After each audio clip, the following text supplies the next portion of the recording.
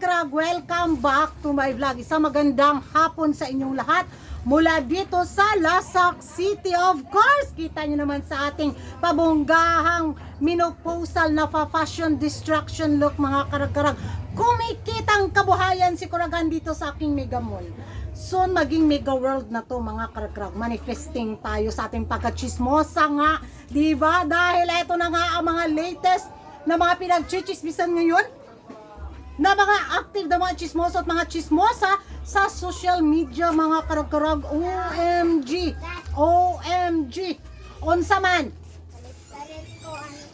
Unsa man na inyong paliton? Kana bugnaw? Pila man? Isa ko ano ay strawberry puti. Strawberry. Imuha pila? Gis. Dahil gis po. Imuha pa lang? Wala. Wala.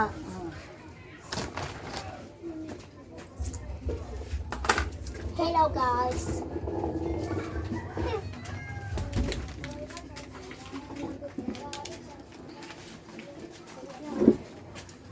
So eto na nga mga karag-karag, back to ano na tayo, chismisa na kung saan. Oh! Pare kong 12 ba sa kabok? Yes, kagara. Pila man eh. May 4. Pila rin ah. Ito na, back to chismisa na tayo na mo. Ay nako, eto na nga yung ano, mga latest na mga chika ngayon na kung saan pinag-uusapan sa social media mga karag-karag. Na Katrina Dimaranan is back. Ay pasa. Muli daw magbabalik si Katrina Dimaranan para lalaban sa Miss Universe Philippines 2025 bilang pambato ng Taguig. Dahil nga sa ano ba, muling nagbabalik si Katrina Dimaranan dito sa Pins mga karag-karag para daw ituloy yung ano niya, hindi niya natapos bitaw na ano journey niya sa Corona sa Miss Universe Philippines Crown dahil nung lumaban siya nung naging kalaban niya si Beatrice Luigi Gomez, di ba? Mysterism lang siya. So sa taon na daw to, haka-haka ng karamihan sa muling pagbabalik ni Katrina Dimaranan dito sa Pins. Nako, ito na daw yung ano inaabangan na mga comeback na mga beauty queen. Na makikipagsalpukan, makikipagpuksaan, makikipagbardagulan sa darating na MUPH 2025. Ala, excited na yung mga ano din, mga beauty pageant lovers na mga karag-karag na mga supporters ni Katrina Dimaranan at maging ako ha dahil big fan din ako ni Katrina Dimaranan. Pero magpakatotoo tayo mga karag-karag base lang sa sariling observation ko lang, sa sariling reaction ko lang, magrespetuhan tayo dito dahil magkaiba-iba naman tayo ng pananaw at paniniwala, di ba? So, sa laban na to ngayon, kung sakaling magkumpirmado nga nalalaban si Katrina Dimaranan sa Miss Universe Philippines 2025, mahihirapan siya mga karag-karag. Diba? Kung makikita ninyo yung mga baguhan, mga preskong hain na mga kandidata ngayon na kinurunahan sa mga palokal na pageant, diba? Ang gaganda nila. Mga baguhang, mga mukha na kaabang-abang bitaw. Yung may kaibang dala silang karisma, di ba? Nakita nyo sa mga last vlog ko, yung taga Laguna ba yun? Tapos Baguio, tapos Butuan, di ba?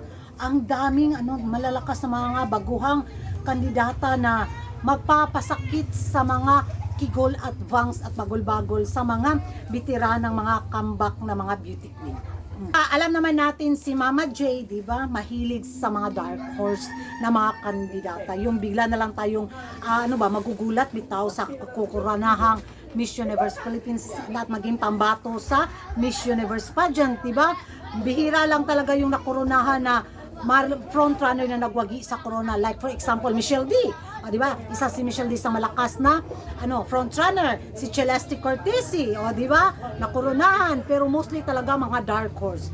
So sa taon na to mga karag-karag, sa muling pagbabalik na mga veteranang kandidata like Katrina Dimaranan, siguro ang masasabi ko lang i-improve niya yung styling niya.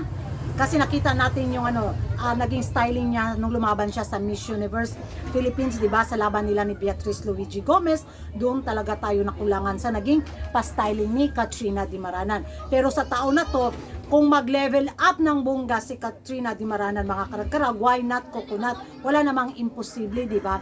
So nasa kapalaran na lang nila yung makapagsabi, pero sa taon na to, ang dami kasing malalakas niya nakalaban. Isa ako sa mga supporter ni Katrina Dimaranan. at isa ko sa susuporta sa kanya mga karag-karag, but need niya talagang mag-level up. At base nga sa mga nakikita natin sa kanyang physical na anyo, di ba? Parang nag-matured na rin si Katrina Dimaranan kumpara noon sa last na laban niya. So, this time talaga, dobling kayod yung kailangan niyang gawin para masungkit niya ang corona.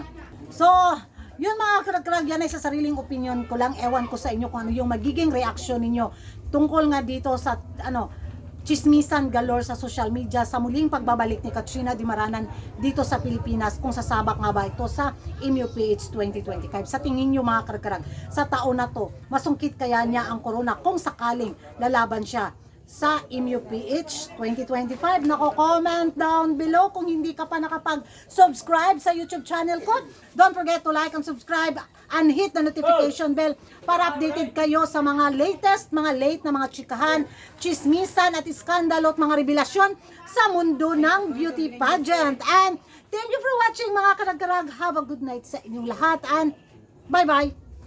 Magtiwas na ko ani akong trabaho. Nagtakos kong asukal mga karag-karag kay wanahot na kong asukal. Tag 1/4 lang yan, no, di ba? Parang chismisan ni Kuragan. 1/4 lang. Hindi masyadong mahaba para hindi kayo maumay sa aking face lock at sa aking boses na boses palaka. Diha na mo, pero mahuman jud ko ani. Multitasking is life. Ayun.